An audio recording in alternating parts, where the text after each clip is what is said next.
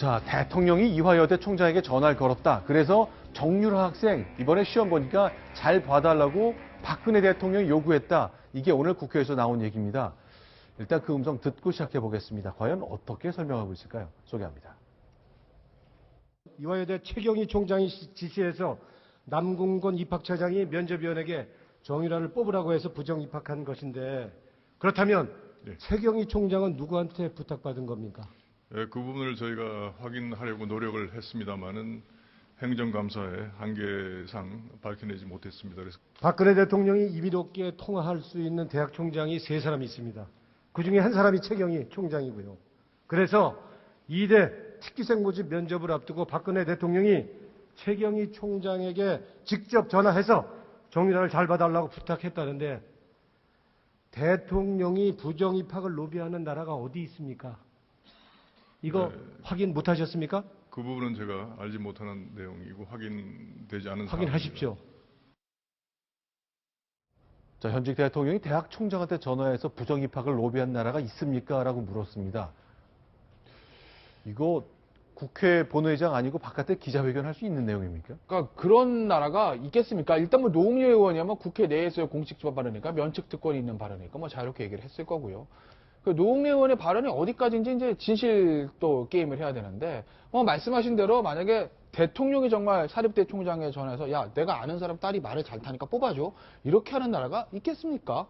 없죠, 사실. 그러니까 우리나라에서는 만약에 정말 박근혜 대통령이 정말 이렇게 하셨다면 이건 또 하나의 큰 문제가 생기는 건데, 이게 워낙 중대한 사안이다 보니까 노웅래 의원도 그냥 이렇게 내가 이런 들었다 전언이 아니라 네. 구체적으로 어떠해서 이런 일이 있다라고 구체적인 것을 밝히시고 차제에 이런 사실 구체적인 자료를 가지고 계시다고 하면 특검에 그걸 넘겨서 특검의 어떤 공식 수사 대상을 삼는 게 맞다. 저는 뭐 이렇게 보고 있습니다. 네. 그렇습니다. 이제 교육부에서 지난달 이화여대를 감사를 할 때도요. 네. 가장 궁금한 게 그냥 개인적인 입시 부정, 비리 이런 게 아니라 권력형 입시 비리로 발전을 하려면 과연 어느 권력자가 이화여대 쪽에 압력을 넣었느냐. 이게 가장 핵심이다라고 해서 많은 언론들이 질의를 했고, 그런 점 때문에 교육부에서도 당신들 누구의 압력을 받았는가 이런 부분들을 파내려고 했습니다만, 강제 수사할 수 있는 도구가 없었기 때문에 감사의 한계상 그런 부분들은 전혀 밝혀지지가 않았거든요.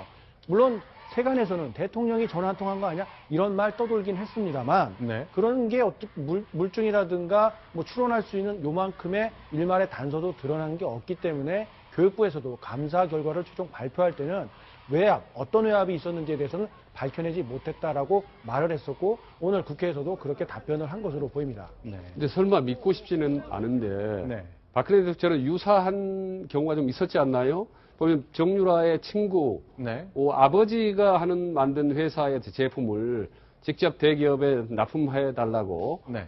본인 직접 이렇게 기업 총수에게 언지를 하기도 하고 안정범 소개시키기도 하고 했던 이런 결혼 장치 뭐 만드는 회사인데 억울하게 피해를 보고 있으니 좀 잘 봐달라는 얘기를 예, 그렇습니다. 현대차 회장한테 했던 예, 게 그건 뭐 있어요. 상당히 노골적인 어떤 이 제품의 어떤 청탁이나 다른 민원이나 다름없는데 네.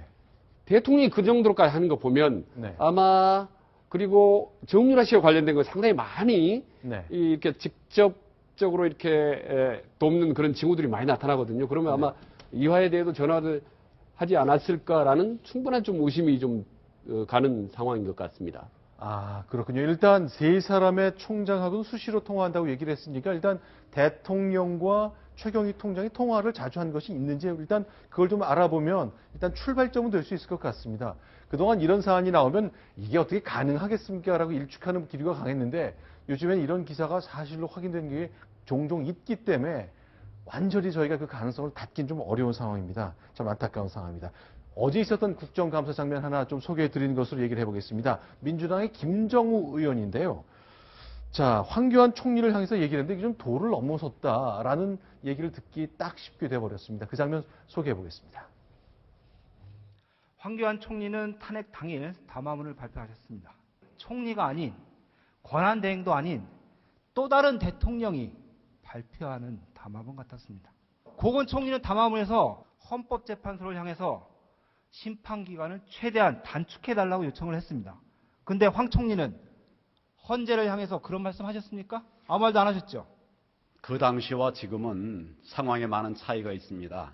그러니까 일부에서는 총리가 대통령 코스프레를 오래 하려고 싶어서 그런 거 아니냐. 말도 안 되는 얘기, 그런 이야기들을 의원님께서 같이 그렇게 공유하시지 않으리라고 저는 생각합니다. 총리는 국회 출석을 놓고 구체적인 출석 방식 등에 대해서는 국회에서 논의해 주시기 바란다고 했습니다.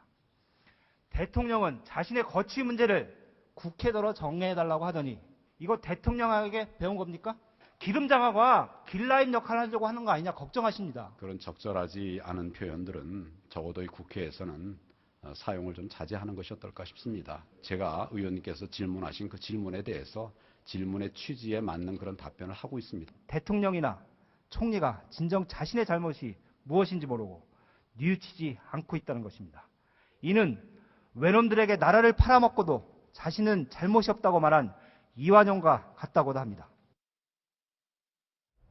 네, 어제 있었던 김정우 의원이 황교안 대통령 권한 대행에 한 질문과 답변 소개해드렸습니다. 저희가 추가로 또 설명드리진 않겠습니다. 바로 10번째 소식으로 넘어가겠습니다. 순위 확인합니다.